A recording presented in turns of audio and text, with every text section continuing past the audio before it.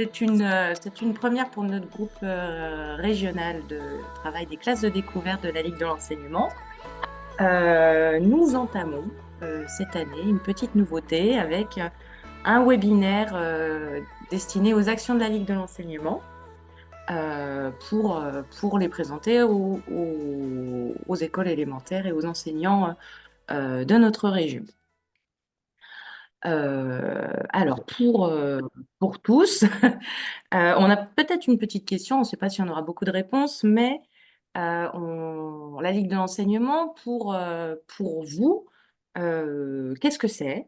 À quoi ça correspond? À quoi ça vous fait penser? De quoi vous vous souvenez, si vous en avez déjà entendu parler? Et si vous avez une petite réponse à nous apporter, vous pouvez utiliser le chat pour ça.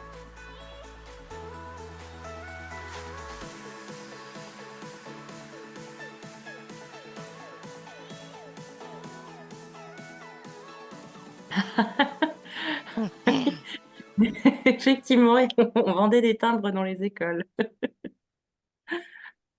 C'était la quinzaine Ouais, la quinzaine pour l'école de l'école publique. publique.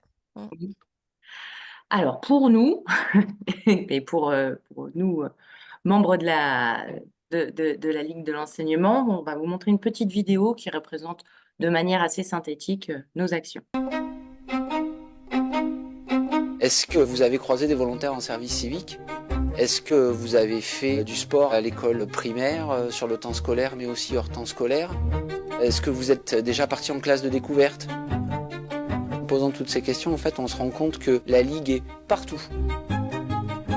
La Ligue d'enseignement, c'est un mouvement d'idées qui est mis en place depuis plus de 150 ans. La force de ce réseau, c'est sa représentation géographique. Dans tous les départements de France, sur environ 25 000 communes.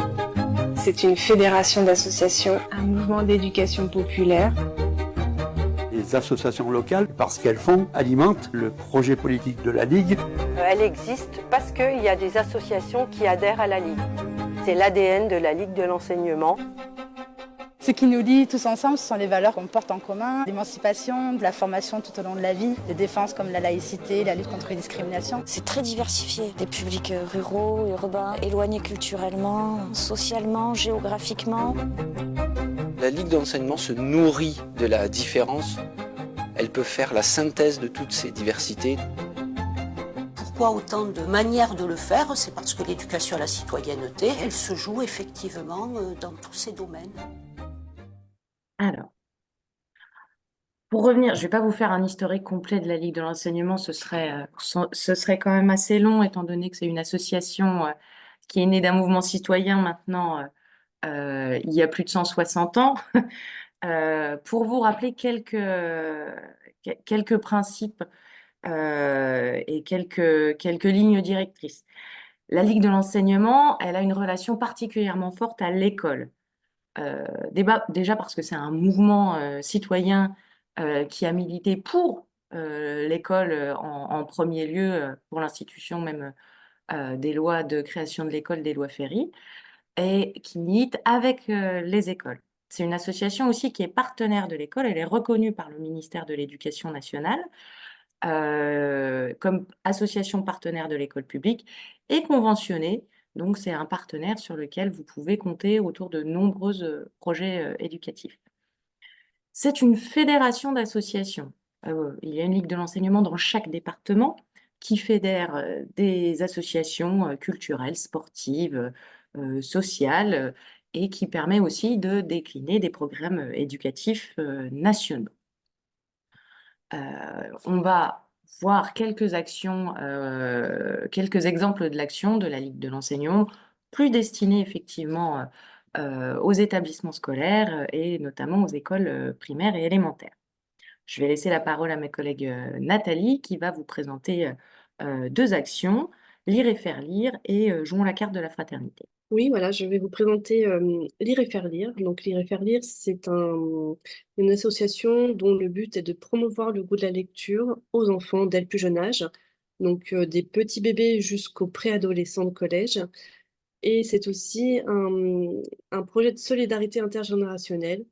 Concrètement, ce sont des bénévoles âgés de plus de 50 ans qui offrent des temps de lecture plaisir aux enfants en collectivité. Et donc ça fonctionne très bien, ça se déroule généralement après l'école, durant le temps périscolaire ou pendant l'école. Dans certaines structures, pour les bébés, dans les crèches, les MAM, les médiathèques, il y a de nombreuses possibilités d'accueillir des bénévoles. Et donc voilà, c'est un dispositif qui est financé, soutenu par le ministère de l'Éducation, le ministère de la Culture. On a un site qui s'appelle www.lirefairelire.org. Et dans tous les départements, il y a des lectures, lire et faire lire.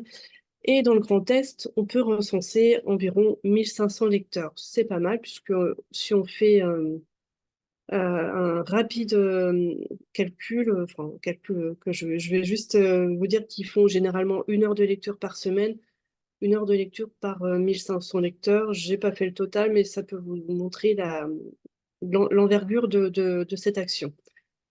Donc voilà, c'est un super dispositif qui plaît beaucoup aux bénévoles, qui plaît beaucoup aux enfants. Les structures aussi sont très satisfaites, c'est vraiment complémentaire. Et voilà, ça se développe et on fait beaucoup de formations avec les bénévoles pour enrichir leurs connaissances, leurs techniques de lecture. Voilà, c'est super. Donc si vous avez l'occasion d'accueillir un bénévole, si vous souhaitez vous rapprocher de Lire et faire lire, n'hésitez pas à contacter les coordinateurs de chaque département. Donc il y en a un par département, soit à la Ligue de l'enseignement ou à l'UDAF. Et il pourra vous guider pour trouver un lieu de lecture ou vous donner des pistes de lecture. Par rapport à un autre outil, une autre opération, donc voici la carte, jouons la carte de la fraternité. Donc c'est une opération de sensibilisation au respect de la tolérance sur la base d'ateliers d'écriture et d'analyse de photographie. Donc le 21 mars, à la Journée mondiale de lutte contre le racisme, des cartes postales sont envoyées par des enfants. Elles sont écrites par les enfants et adolescents. Et elles sont envoyées à des anonymes choisis au hasard dans l'annuaire du département ou voilà, dans les différents sites partenaires que connaissent les collèges. Et il y a 3 objectifs. Éduquer à la lecture d'images, débattre avec les enfants sur les différentes formes de discrimination et animer un atelier d'écriture finalisé par correspondance. C'est gratuit. L'enseignant reçoit un kit composé de cartes, de 6 clichés qui ont été pris par des photographes de renom, des clichés qui portent sur des sujets d'actualité. Donc cette année, c'était les luttes contre les discriminations. Ce sera encore le cas l'année prochaine. Il peut y avoir une thématique sur le harcèlement. C'est vraiment des thèmes qui posent question et qui permettent d'être étudiés en classe correctement. À cela aussi, il y a un dossier pédagogique avec toutes les préconisations, conseils pour animer des temps de débat, du photolangage, des ateliers d'écriture. C'est gratuit, c'est à disposition des enseignants et vous pouvez le demander à chaque ligue de l'enseignement de votre région. On va parler désormais de l'UCEP. L'UCEP, elle est présente aussi dans chaque département. C'est l'Union sportive de l'enseignement du premier degré qui existe maintenant depuis les années 30 sous le Front populaire. Et c'est une association qui regroupe en fait, qui est une fédération d'associations sportives dans les écoles. Associations dont font partie les enseignants, les élèves. Et elle permet l'organisation notamment de rencontres sportives inter-écoles. Elle prête gratuitement du matériel sportif et des fiches pédagogiques pour animer des ateliers sportifs dans son école. Elle anime, elle encadre des rencontres sur des thématiques. Elle travaille aussi avec de nombreuses fédérations sportives spécialisées, le rugby et autres, pour permettre des ateliers spécifiques. Elle décline aussi des programmes nationaux comme le Petit Tour à vélo, la Journée de l'Olympisme. Et elle travaille aussi la question de la vie associative et de la démocratie, parfois par des formations, sur des débats dans les classes ou un travail sur les valeurs du sport avec les enfants. Je vais passer la parole à Martin. On va parler et finir toute cette présentation autour de la question des classes de découverte, où vous avez l'ensemble des interlocuteurs de votre région ici présents ce soir. C'est ça, oui. Donc, les classes découvertes, c'est un point clé parmi tout ce que la Ligue peut proposer en termes d'action. Euh, Tout d'abord, on va vous proposer la cartographie de tous les conseillers de la région Grand Est. Donc, on est en tout plus d'une quinzaine répartis sur les 10 départements de notre grande région, comme vous pouvez le découvrir sur cette carte. Et en fait, la force de notre réseau, enfin du réseau de la région Grand Est, c'est de pouvoir proposer un grand nombre de centres partenaires qui sont rattachés à toutes les différentes ligues qu'on peut retrouver dans notre département.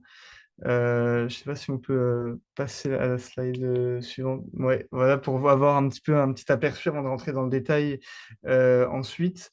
On a énormément de thématiques et on peut aussi bien avoir des centres de proximité comme des centres plus éloignés pour, comme on va le voir ensuite, des séjours à la montagne, même des séjours ski, des séjours à la mer.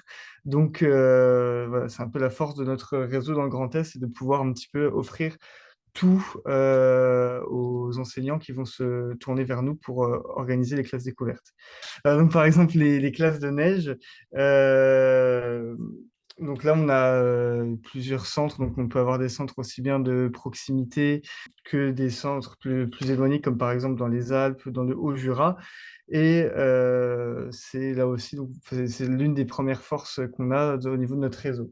Ensuite, on a les classes sportives qui sont toujours très intéressantes pour les élèves parce que ça peut combiner justement la dépense, le bien-être, la santé physique et l'enrichissement personnel, tout dans des corps de nature, d'être à l'air frais, dans des paysages vraiment incroyables. Et là aussi, on peut avoir aussi bien à proximité que sur des destinations un peu plus éloignées. On a également, là, ce sont des classes découvertes qui sont dans l'air du temps, donc les classes EDD, éducation au développement durable, donc où les élèves peuvent être sensibilisés autour des enjeux environnementaux, donc qui sont reliés au milieu dans lequel ils évoluent. Donc ça peut aller donc au niveau, du milieu aquatique à la ferme, dans les animaux de la ferme, la flore. Donc là aussi, c'est vraiment une offre très complète. On a aussi les classes de découverte scientifique, voilà, qui peuvent englober beaucoup d'activités différentes. Donc, on peut avoir l'astronomie, l'étude des volcans, notamment dans le Puy-de-Dôme, et des petites manipulations qui peuvent être faites durant les classes découvertes autour de l'électricité, une initiation à la chimie, ce genre de choses. Donc là aussi, extrêmement enrichissant pour les élèves. Évidemment, un point clé qui rencontrent toujours beaucoup de succès sont les classes de mer. Donc là, il y a des centres, par exemple, en Normandie, dans l'Hérault, en Vendée. Et donc, sur tous ces territoires, on a la chance dans le Grand Est d'avoir de très, très beaux centres. Et là, ce qui est bien pour les classes, c'est qu'il y a la possibilité de cumuler, par exemple, la découverte du milieu marin, mais aussi l'organisation d'activités nautiques, les sports de voile notamment.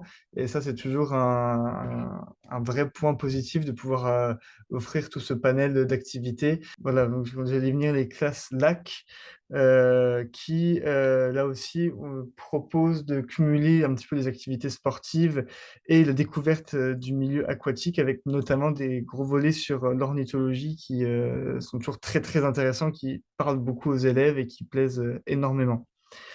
Ensuite, pour continuer un petit peu cette revue, les classes artistiques, qui là aussi sont extrêmement importantes et qui sont toujours très valorisées parce qu'elles permettent le développement culturel des élèves autour de beaucoup de thématiques.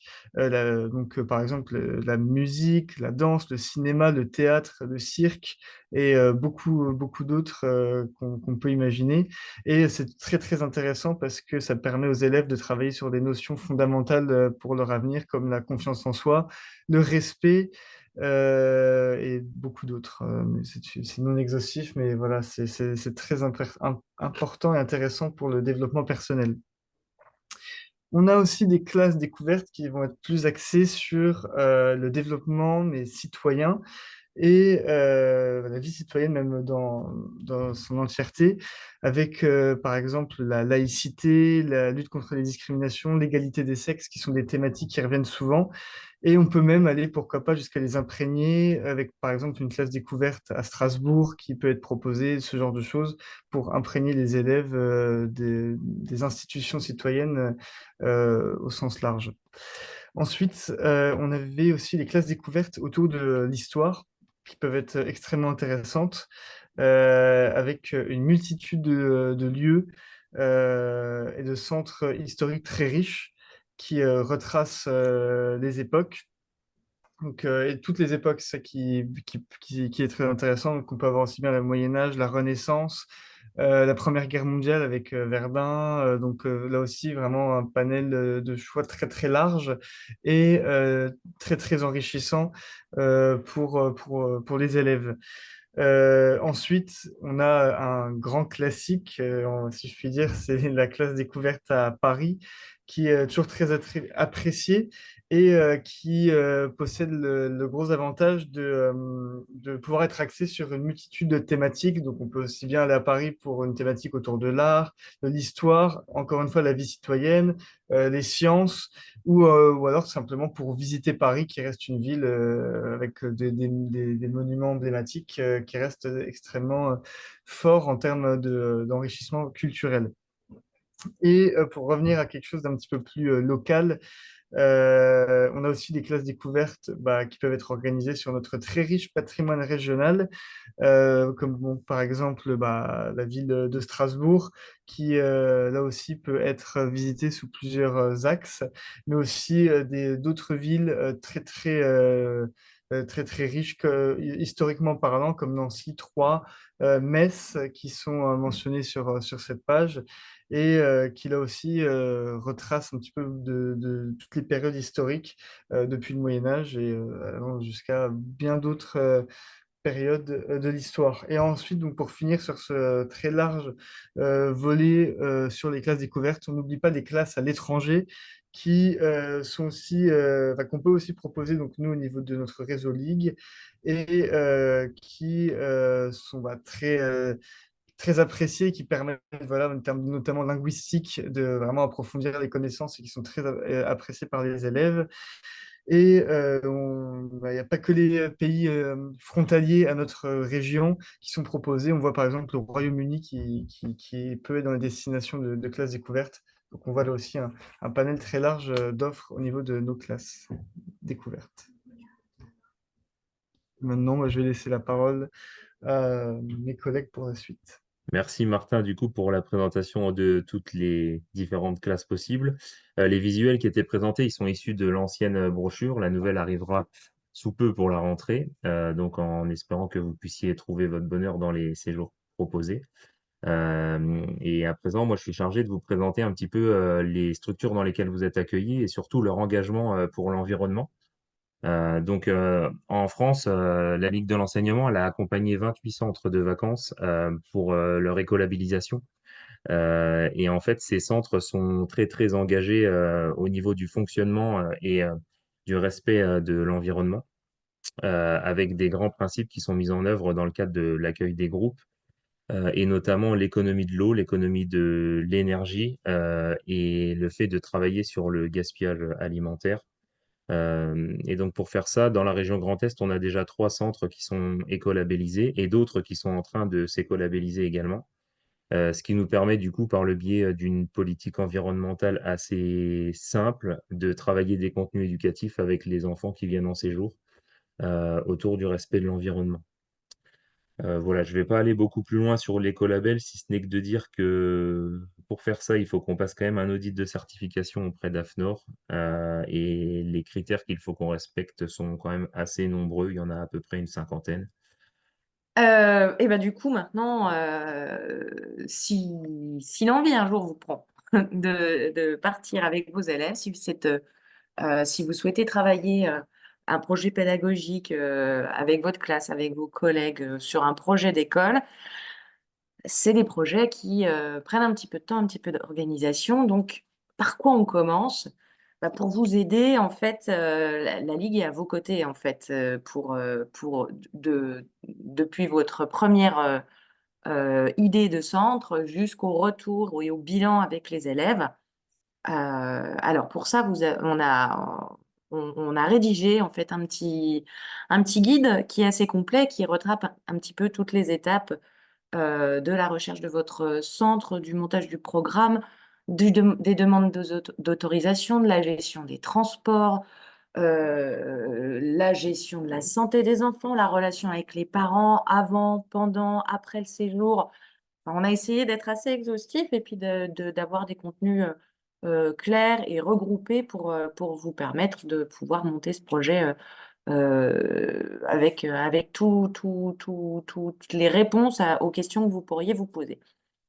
Si jamais il y a des questions sur lesquelles vous ne trouvez pas la réponse, n'hésitez pas en fait à faire appel à vos conseillers départementaux. C'est l'avantage et c'est la force en fait du réseau de la Ligue de l'enseignement, c'est que vous avez une fédération départementale chez vous et des conseillers qui sont spécialisés sur ces questions, qui travaillent en relation avec les services de l'éducation nationale sur leur département et qui pourront vous conseiller dans le montage de votre projet, dans le choix du centre, dans le montage des dossiers auprès de l'inspection académique. Donc, vous avez devant vous les coordonnées de l'ensemble du réseau en Grand Est. Donc, on vous invite à contacter votre fédération départementale pour vous accompagner dans ces projets. Vous avez notamment certains de mes collègues qui sont avec nous ce soir présents sur cette petite temps de visio. Donc, on est à votre écoute et là pour vous accompagner dans cette belle aventure qui est un projet de l'école ailleurs, de la classe de découverte. Voilà. Et ces temps de webinaire, notre premier webinaire, notre baptême de webinaire s'achève aujourd'hui. Nous vous remercions d'être arrivés jusqu'à ce moment-là de notre présentation. On vous propose un prochain webinaire le jeudi 19 septembre à la rentrée pour ceux qui seraient intéressés ou en train de commencer à monter un projet. Le but, c'est la foire aux questions, il ne faut pas hésiter, il faut, même en amont du webinaire, si vous voulez nous faire parvenir des questions pour qu'on puisse y répondre lors de cette prochaine rencontre, c'est de rentrer dans le vif du sujet et de balayer toutes les inquiétudes, toutes les questions qui pourraient vous venir en tête dans un tel projet. On rentre dans le cœur du sujet. Voilà, n'hésitez pas à guetter l'arrivée de la brochure qui sera dans toutes vos écoles à la rentrée de septembre. D'ici là, vous pouvez retrouver déjà une grosse partie des séjours que propose la Ligue de l'enseignement sur le site séjours-éducatif.fr et puis n'hésitez pas à contacter vos conseillères. On vous souhaite à tous et à toutes une très bonne soirée. On vous remercie pour votre attention et puis on vous dit à très bientôt et on espère pouvoir vous accompagner dans vos projets. Au revoir!